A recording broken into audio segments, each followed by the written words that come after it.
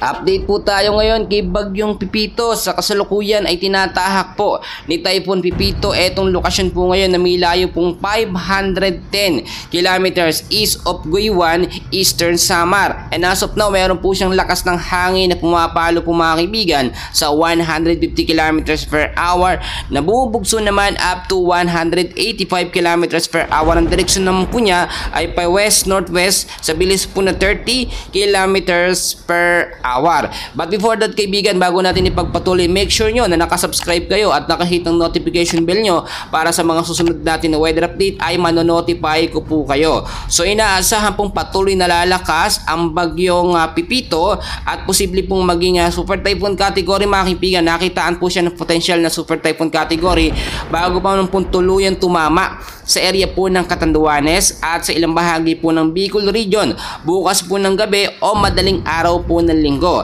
Tsaka niya po babagtasin ang kalupaan po ng Northern at Central Luzon. So tignan po natin ngayon mga kaibigan yung mga lugar na posible niya pong daanan. Mamaya pong alas 8 ng gabi mga kaibigan, ang pinakalokasyon na po nitong si Bagyong Pipito ay may layo pong 375 kilometers east of Borongan City, Eastern Samar at nagme-maintain po siya sa 150 kilometers per hour na lakas ng hangin.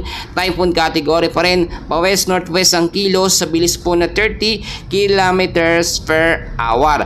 Pagdating naman po bukas po Sabado ng umaga alas 8 ay tatahakin naman ni Bagyong Pipito ang lokasyon na may layong 235 kilometers east of Katarman, Northern Samar at mas lumakas po ito sa 165 kilometers per hour. Isa pa rin ganap na typhoon category, pa west-northwest ang kilos sa bilis na 20 kilometers per hour. Tulad po ng aking sinabi mga kaibigan, nakitaan ito ng senaryo na magiging isang ganap na super typhoon bago tumama sa area ng Catanduanes at dito sa Bicol region. Pero tignan din natin sa kanyang pinaka-track mga kaibigan dahil posible po yang magbago. Kung titignan po ninyo, ito po nga si Bagyong Pipito or Typhoon Pipito, inaasahang magla-landfall ng directly pagdating pa po mga kaibigan ng November 17 sa ganap po ng alas 8 ng umaga at pinaka-peak po niya talaga na pag-landfall ay November 17 po ng alas 8 ng gabi.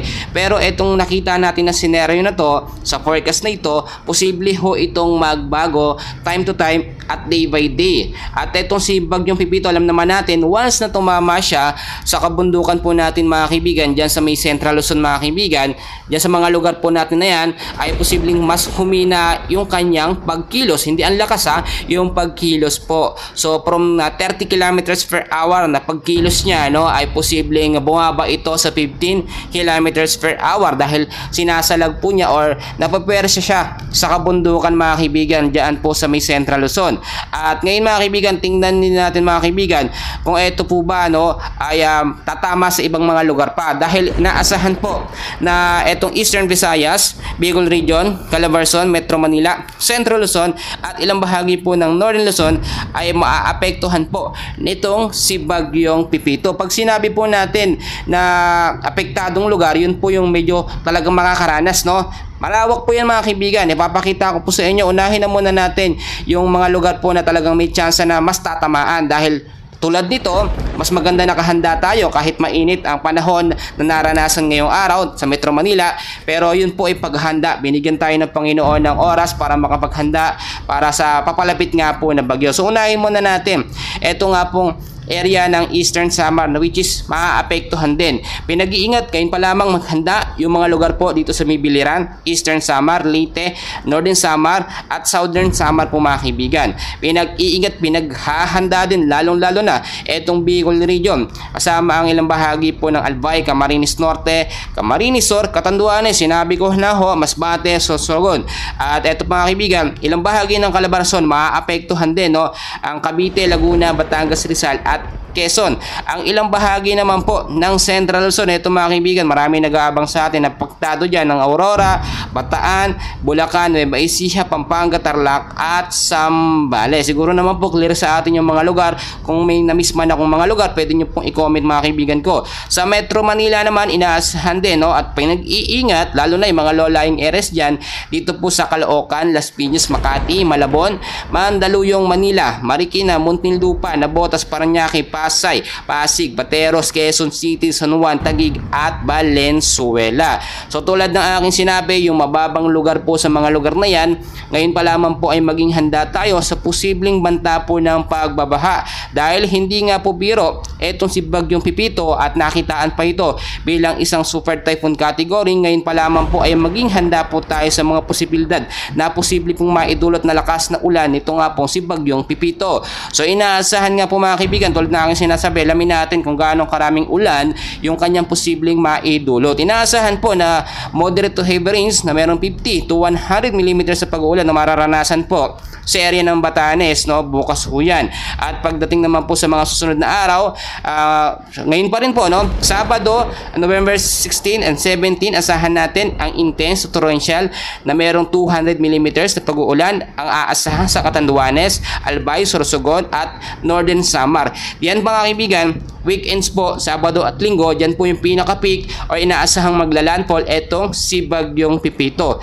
Heavy to intense rain naman na merong 100 to 200 mm na pag-uulan ang aasahan sa Eastern Samar, Camarines Sur at ilang bahagi po ng Camarines Norte. Moderate naman to heavy rains na merong 50 to 100 mm sa pag-uulan ang aasahan sa Masbate, Leyte, Quezon, Samar, Biliran. Yung mga lugar na aking sinabi, no, lalo na yung mga mabababang area. Yung mga lugar na yan, ngayon pa lamang maghanda tayo sa posibleng banta po ng pagbabaha at gayon din yung mga nakatira sa mga kabundukan, sa paanan ng bundok na yung malalapit sa mga ilog, mag-ingat tayo sa posibleng banta nga po ng pagbabaha at gayon din sa mga landslide prone area. Bukod dyan mga kaibigan, meron din mga nakataas pa nga tayo ngayon na signal number 2 at signal number 1. Etong mga lugar na ito as of now, medyo talagang naapektuhan na ng medyo malalakas na hangin. So unahin na muna natin mga kaibigan ko, eto nga pong apektado, no, ng signal number 1. So saan nga ba yung mga lugar na yan? Ipapakita ko po sa inyo, no. Signal number 1 muna tayo mga kaibigan. Apektado ang ilang bahagi po dyan ng southeastern portion po ng Quezon, Camarines Norte, Camarines Sur, Catanduanes, Albay, Sorsogon at ilang bahagi ng Masbate, Visayas. Apektado rin ng signal number 1 ang Northern Samar, the rest po ng Eastern Samar at ilang bahagi ng Biliran. Meron ho yung warning lead time na 36 hours na may lakas na hangin na 39 to 61 kilometers per hour. So kung titingnan po ninyo, mahina lamang yung hangin o hindi pa naman masyadong nararanasan yan. Kaya nga ho, meron tayong tinatawag na warning lead time or sa loob ng 36 hours, dyan po yan mararanasan. Hindi automatically pag itinaas yung signal number 1, agad-agad ura-urada ito yung mararanasan or mararamdaman sa mga lugar po na nabanggit. At lagi nyong iisipin, may preparasyon tayong maghanda sa mga posibleng banta nga po. Nito nga pong si Bagyong Pipito or Typhoon Pipito.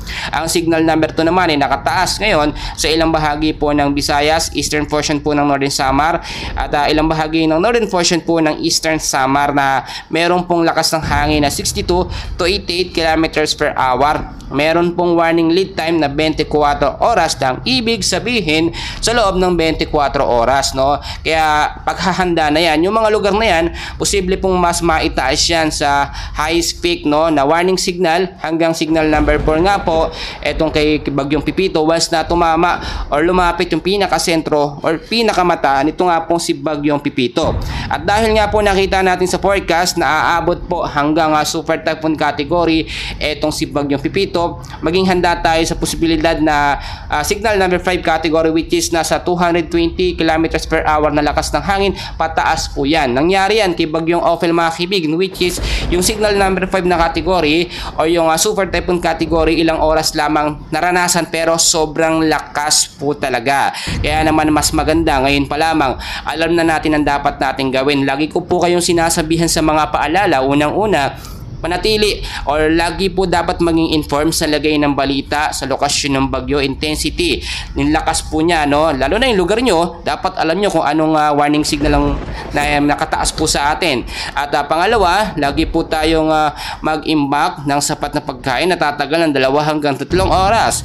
Pangatlo natin, magkaroon po tayo mga kaibigan or yung mga gamit natin, safety natin sa lugar na hindi po aabuti ng pagbabaha, no? At magkaroon din tayo ng communication plano at yung panghuli natin, no, ay manatili tayo sa ating mga kabahayan para na rin mas safe tayo. Pagdating naman po ng Lunes, kung sakali pong hindi pa ito tuloy makalabas ng ating Philippine Area of Responsibility, automatic yung mga nakataas po na warning signal, wala pong pasok yun. Warning signal number 1, 2, 3, 4. Pag yung mga lugar nyo apektado pa, huwag nyo munang papusukin yung inyong mga anak para na rin po sa safe nila. So yun lamang pong update natin sa lagay ng ating panahon dito kay Bagyong Pipito. Si Bagyong Ofen naman mga kaibigan, palabas na ng Philippine Area of Responsibility. So mag-ingat tayo at manatiling ligtas. Patuloy ko po kayong i-update, and please huwag niyong kalimutan mag-like and subscribe for more weather updates. Maraming salamat po.